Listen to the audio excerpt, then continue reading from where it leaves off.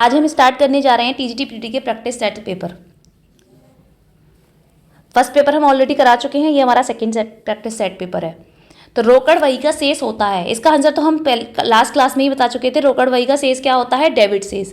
रोकड़ वही हमेशा डेबिट में आती है, उसका टोटल जिसमें निकलता है वो हमेशा डेबिट में होता है, क्योंकि क्रेडिट वाला टोटल ज़्यादा होता है तो हम डेबिट वाले को घटाएंगे तो हमारा शेष किस में आएगा? डेबिट में।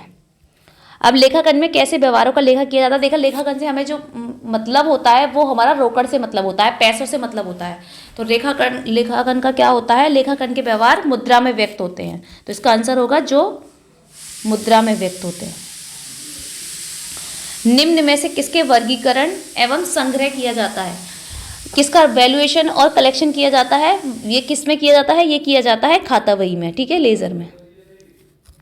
अब है आपका किस अशुद्धि को तलपट में ज्ञात किया जाता है? तो तलपट में जो अशुद्धियाँ ज्ञात की जाती हैं वो अशुद्धियाँ वो होती हैं जैसे हमने एंट्री गलत कर दी या फिर एंट्री का टोटल गलत कर दिया, तो वो चीज़ें की जाती हैं। तो वो वाली कौन सी अशुद्धियाँ होती हैं? वो होती हैं खाते में गलत राशि की खतौनी।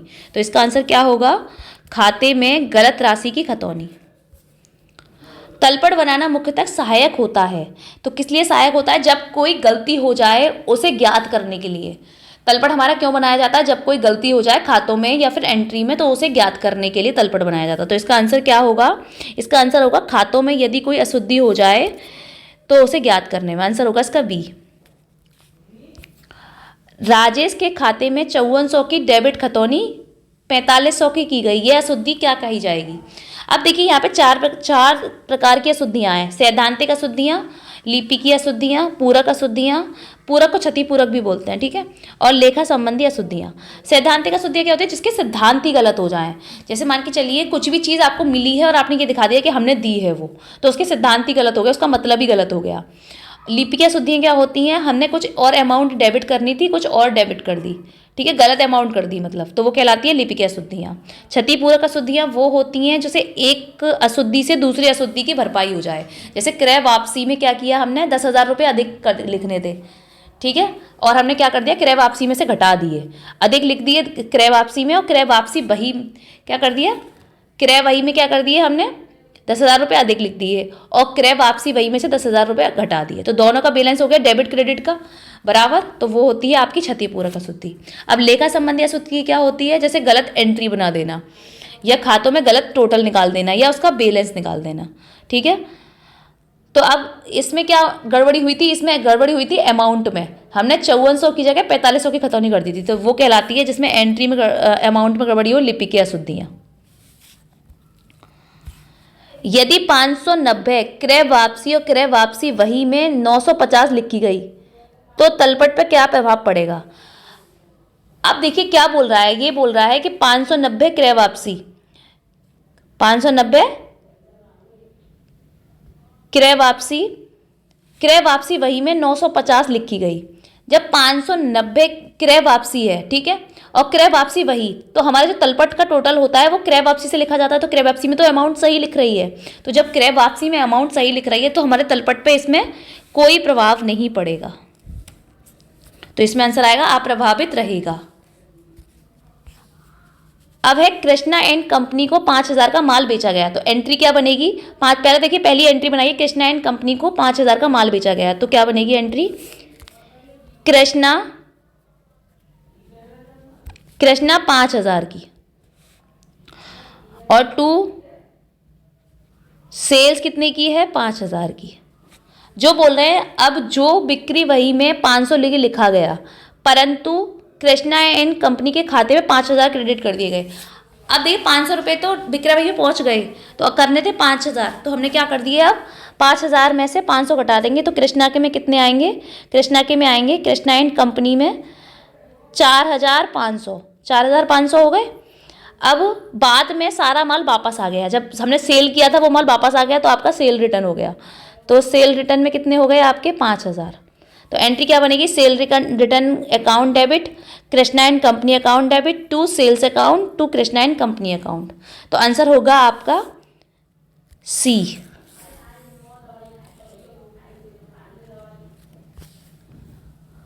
अब है आपका रोकड़ बही के प्राप्ति पक्ष के छूट खाने के योग 173 की खतौनी नहीं हो पाई।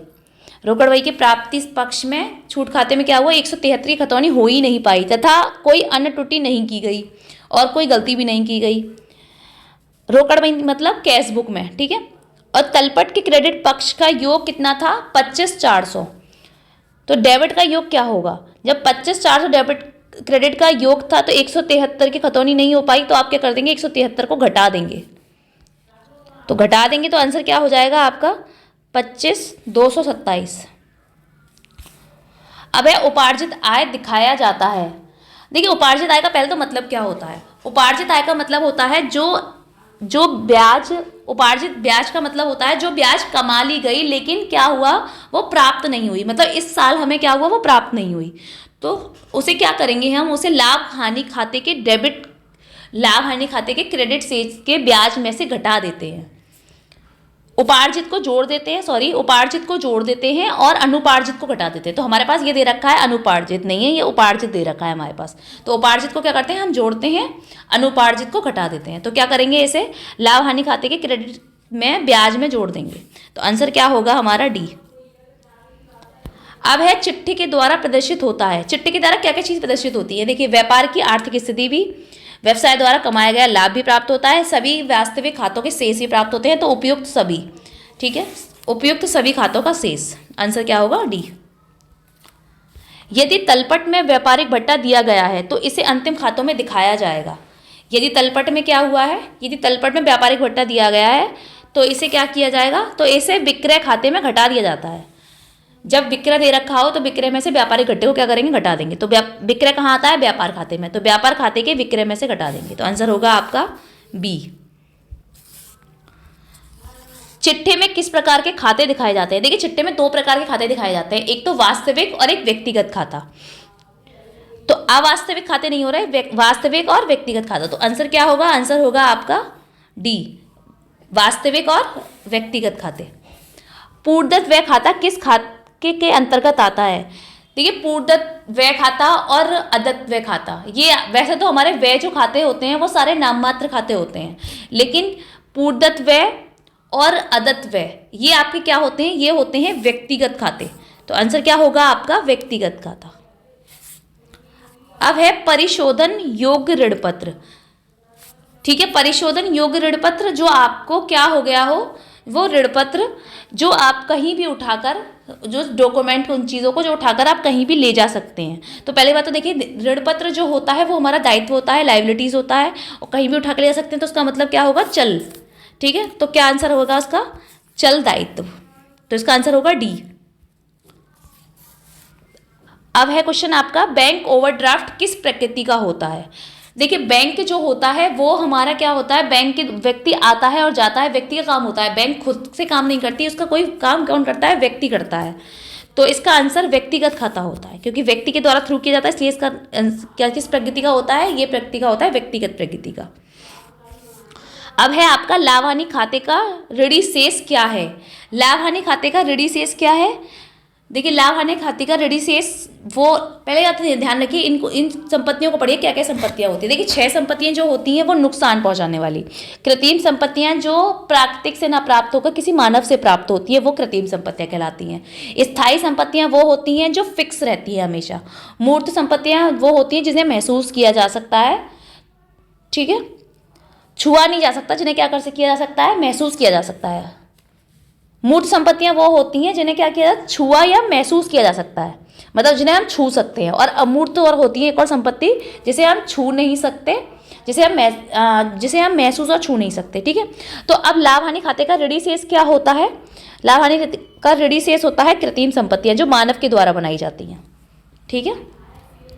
अब है पत्थर खान का वर्गीकरण किस प्रकार किया जाता है। तो देखिए अभी अमूर्त संपत्ति है जिसे छुआ या महसूस ना किया जा सके, काल्पनिक संपत्ति जो हम एज्यूम कर लेते हैं वो वाली संपत्ति, चालू संपत्ति करंट एसेट्स, और 6 योग्य संपत्ति मतलब जो जल्दी से ही आपको नष्ट हो जाती हो। तो पत्थर खान वही है जो जल्दी से नष्ट हो जाती है, अभी आपने कोई सामने इधर से उधर रख दिया तो वो टूट जाएगा, तो वो क्या कहलाएगी, 6 योग्य संपत्ति।